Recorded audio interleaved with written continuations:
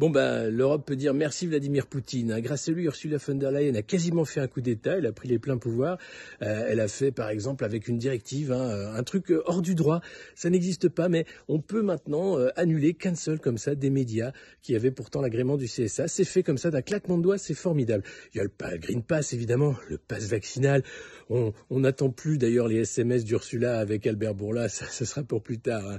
Et puis autre chose, grâce à Vladimir Poutine, les Allemands aussi peuvent enfin se réarmer. 100 milliards d'euros dépensés pour la défense allemande, c'est du jamais vu.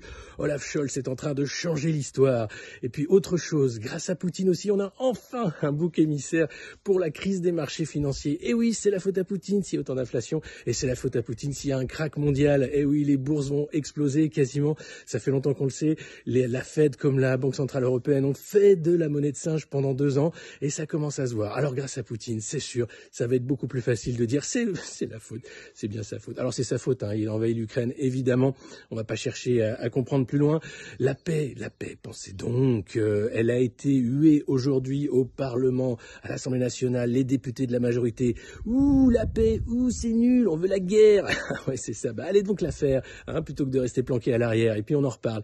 En tout cas, on va vivre des temps très troublés, les amis, je vous raconte pas.